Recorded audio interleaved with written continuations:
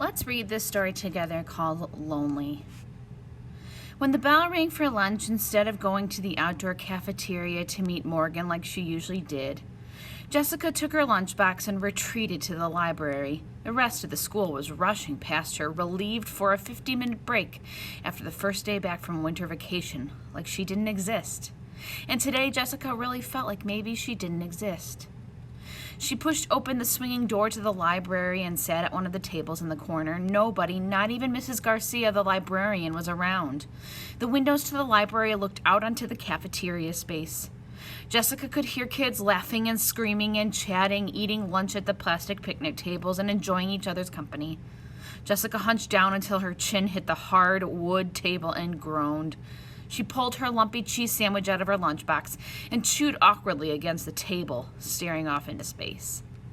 Suddenly, Jessica heard a rustling in the corner. She turned around and saw that the pink and orange, 4-foot-tall stuffed dragon that had lived in that exact corner of the library ever since she had started at the school almost 6 years ago was stretching its wings and yawning. Jessica turned back to the table, eyes wide. "Oh my gosh," she whispered. "Oh my gosh, oh my gosh, oh my gosh." She peeked over her shoulder again and saw the dragon was walking toward her. She shook her head and closed her eyes tightly. "This can't be happening," she said to herself. "I must be going insane." "Hi there," a voice said from behind Jessica's left elbow. Jessica turned around slowly. The dragon was standing in front of her, one claw on the scaly area near what would be its waist, smiling and blinking. The dragon looked confused. "Do you speak English?" the dragon said. Yes," Jessica said. "I think I'm just hallucinating." The dragon shrugged and pulled out the chair next to Jessica and sat down heavily, its wings spreading out majestically. "Probably. Why are you eating in here by yourself?" Jessica looked around the library. It was still lunchtime. She could still hear her peers playing outside in the courtyard, and the library was still empty. "Look, I know this is unusual, but why don't you just try to go with it?" the dragon said. It looked at Jessica's half-eaten sandwich. "Finish your lunch. I'll sit with you." Jessica picked up her sandwich and took a bite, then looked over. The dragon was still sitting there, watching her steadily. It seemed a little concerned about her. It had the same look in its eye as her mother did when Jessica was quiet during the car ride home or when she was doing her homework on Saturday nights at the kitchen table. She knew her mother thought she was a loner, but it wasn't that Jessica didn't have any friends. They all just happened to live really far away. Jessica knew she had a very rich social life online and stayed up chatting with her friends in Australia until midnight sometimes. She had met them in chat rooms or on blogs about favorite bands they had in common or their favorite book characters. She felt comfortable chatting with her friends through the blue light of her computer screen. Talking face to face was the not so comfortable part. The first days back at school after vacations were the hardest. Jessica had spent the last 2 weeks talking to people all day, and today she had barely said 2 words to her homeroom teacher. "I know how you feel," the dragon said, as if it could read her mind. "I get lonely here too sometimes." "I'm not lonely," Jessica said, "and don't read my mind." "You are lonely," the dragon said, leaning forward on the table to look at Jessica close in the eye. "I can see it in your face. You haven't smiled all day." Jessica felt a wave of sadness settle over her limbs.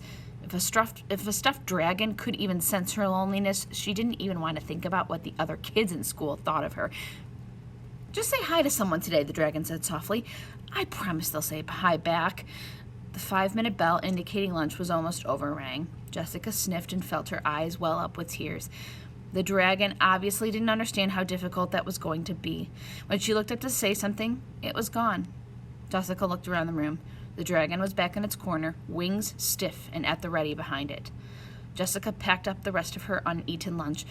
Clearly, the dragon was trying to help just her. It probably didn't come alive for everyone who ate alone in the library. But then again, how many people actually ate lunch alone in the library? Maybe she could take its advice. In the hallway outside the library, a girl from Jessica's homeroom class was crouched on the floor, picking up pens, pencils, and highlighters that had clearly just dropped out of her empty pencil case, open beside her. Jessica, fighting the urge to just walk away, leaned down and picked up a few pens. "Let me help you," she said. The girl, Molly, looked up at her and smiled gratefully. "Thank you," she said. Jessica smiled back.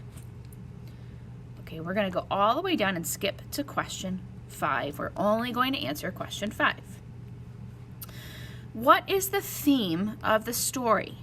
A, being honest is more important than being kind.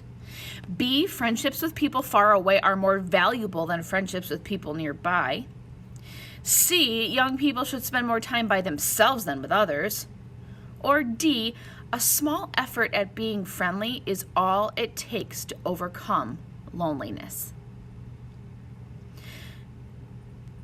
Circle A, B, C, or D, which one you think is the theme that goes with this story.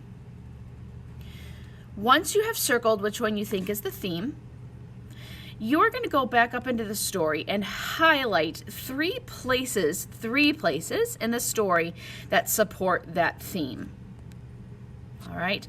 For example, not saying this is the right answer, if you thought the theme was being honest is more important than being kind, you would need to go highlight 3 places in the story where this theme of honesty over kindness came up.